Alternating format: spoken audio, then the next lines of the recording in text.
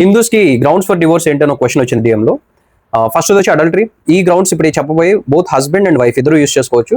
First వచ్చి adultery, అంటే మీరు ఎగ్జిస్టింగ్ మ్యారేజ్ లో ఉండగానే వేరే పర్సన్ తో సెక్షువల్ రిలేషన్ లోకి వెళ్తే that comes under adultery. Second వచ్చి క్రూయల్టీ, అంటే ఏది క్రూయల్టీ అనేది కోర్టు డిసైడ్ చేస్తుంది ఎవిడెన్స్ బేస్ చేసుకొని.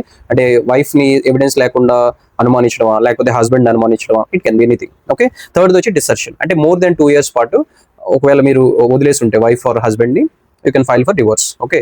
ఫోర్త్ వన్ వచ్చి అన్సౌండ్ మైండ్, మెంటల్ డిజార్డర్ ఇవి ఉంటాయి. తర్వాత వెనరబుల్ డిసీజెస్ అని ఒకటి ఉంది. అండ్ సివిల్ డెత్, అంటే 7 years పాటు ఏమయ్యారో తెలియకుండా పోతే you can apply for divorce. ఇవి కాకుండా హిందూస్ కాబట్టి స్పెసిఫిక్గా ఇంకోటి ఉంటాయి. ఫస్ట్ ఏంటంటే మీరు హిందూ రిలీజియన్ నుంచి ఇంకో రిలీజియన్ కి కన్వర్ట్ అయ్యారు. Okay. Without the consent of your partner, then you can the other party can seek divorce on this ground. ఇంకోటి ఏంటంటే రిలీజియస్ ఆర్డర్, అంటే మాంక్స్, యోగిలు వీళ్ళంతా ఉంటారు కదా, యోగి వేమన్ లాగా మీరు కూడా ఏదైనా సెక్లో కలిసిపోతే your partner can seek divorce on this ground. So ఇవి సెక్షన్ 13 సబ్సెక్షన్ 1లో మెన్షన్ చేసినవి. వైఫ్ కి కొన్ని స్పెసిఫిక్ గ్రౌండ్స్ ఉంటాయి, అవి మనం ఎప్పుడైనా నెక్స్ట్ రీల్లో డిస్కస్ చేద్దాం. Thank you. Follow me.